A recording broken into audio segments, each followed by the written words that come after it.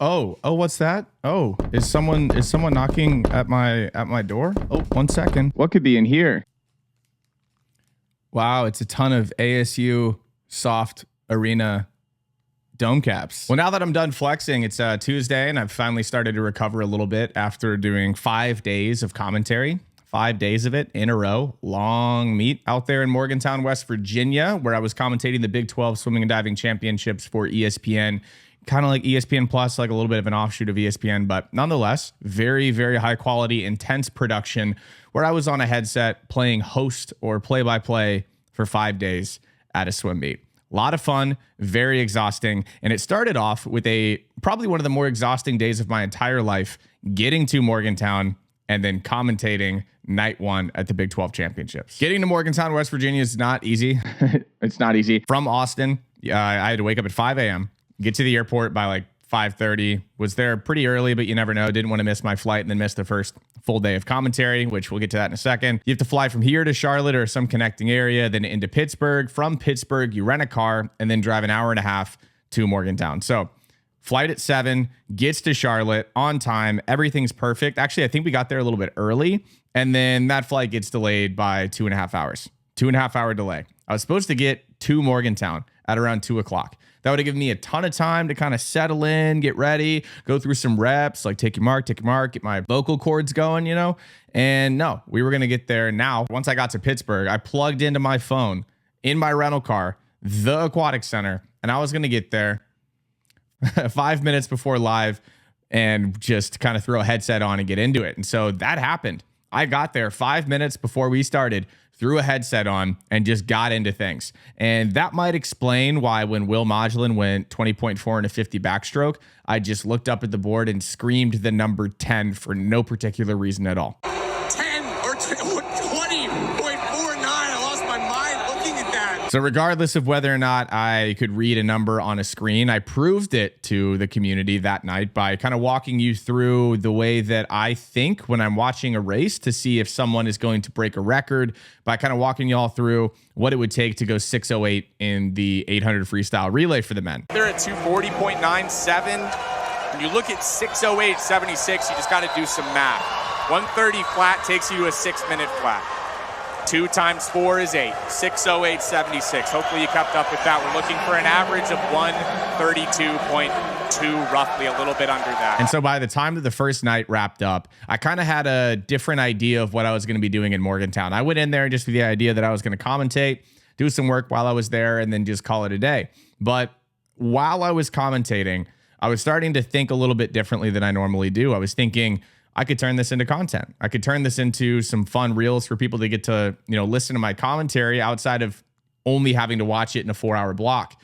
So I went home to the hotel and edited until about 1 a.m. And that would be the thing for the rest of the week. And that would be why it is Tuesday. And I am just now getting around to sitting down and talking about what I think was probably one of the better weeks of my life and definitely the most fun I've ever had at a swim meet. So stay up until 1 a.m.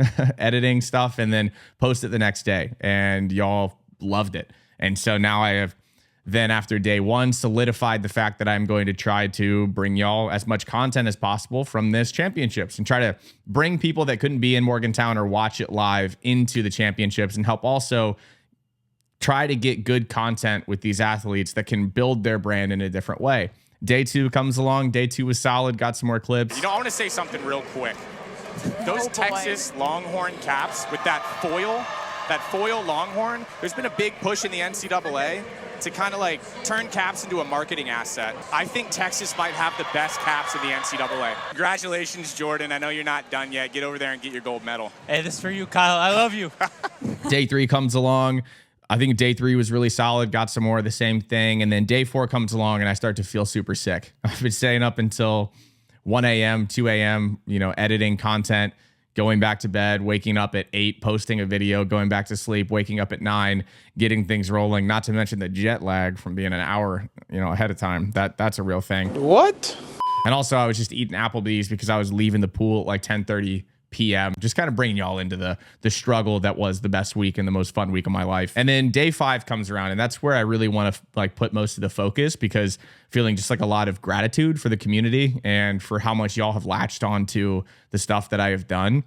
I roll into day 5 as prepared as I possibly can to come out of there with some different types of content. You know, I wanted to ask some interesting questions, to get some fun pieces of content, to get like a behind the scenes look into some of these athletes and, you know, just their real stories, who they actually are. I got some of that. I was actually gifted, because previously I said on stream that I think the Texas Longhorns have the best cap in the NCAA. I think Texas might have the best caps in the NCAA. And I'm doing a little bit of a bracket tournament on that right now on my Instagram. And Kelly Pash gave me her Longhorn foil cap on stream, live on TV. Kyle, I got something for you. No way. Right here.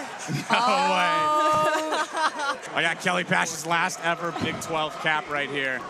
Unbelievable. Am I allowed to wear this? Do I have to frame it immediately? And so then after the meet, I think that was really when things started to wrap up, and I met a ton of people. I got to talk to a ton of athletes that I promote on a daily basis and try to build the brand of, and was given a ton of caps. And I kind of want this video to be less about my commentary and more about just this last day and the stories behind these caps that I've been given so far. In the women's mile, a girl named Eden was swimming and her cap fell off. I commentated on it. I said, "Oh, Eden's cap fell off." She gave it to me. Now that one's got a story attached to it. The BYU guys, they've been one of the most fun programs to watch for me. I said, you know, the Notre Dame guys at ACCs were one of the most fun programs to watch that I've ever seen. And then they tried to one up that. And I think, you know, they're in the fight. They gave me one of their caps. I got a Cincinnati cap. The Cincinnati team was a ton of fun to watch. They were doing the CU celebration, which I got roasted for not knowing. I know it now. I will never forget. Ivan Pushkovich gave me a West Virginia cap, limited edition, brand new. There it is. You can see Ivan in the back. Hey, Ivan, we're on camera. We got Ivan Pushkovich in the booth right now. How we feeling that mile? Look at that. Brand new. Should. We had a little impromptu interview that I threw up on my story. TCU cap from Rafael Paiva de Lima.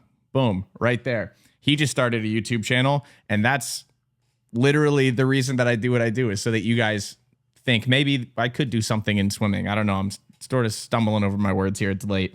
Another West Virginia cap. I had some guys come down and give me 2 caps from their team and have me sign a cap for them after the second night. They stayed all the way until the end of the session, all the way until I was done rapping with ESPN. And I mean, it was great to get to meet those guys as well. Man, I can't talk. I think I'm out of talking juice. It's another TCU cap. I think this was from Rafael as well. And then, Kelly gave me her cap on stream. One of the cooler moves I've ever seen in an interview. Am I allowed to wear this? Do I have to frame it immediately? Just kind of still taking it all in, honestly. Got sick from working too hard while I was out there. I think I need to hire an editor soon. Pretty soon. NCAA's is going to be crazy. I'm not going to be at NCAA's, for those of you that are wondering. I'm not going to be out there just because I'm not going to be on a headset. It would make more sense for me to be here as opposed to out there. So all in all, craziest, most fun swim meet I've ever been to in my life. Makes me want to go to more swim meets and do more commentary and get to help bring out more stories from athletes. Had some funny moments where I screamed numbers into the void that don't make any sense in regard to how fast someone swam a 50 backstroke. 10. I don't really know what this video, the structure of it was. I kind of just wanted to sit down and walk y'all through some of the stories of my commentary and hopefully throw some clips in there. So drop a comment if you watched. If you didn't, you should have watched, you fool. See ya.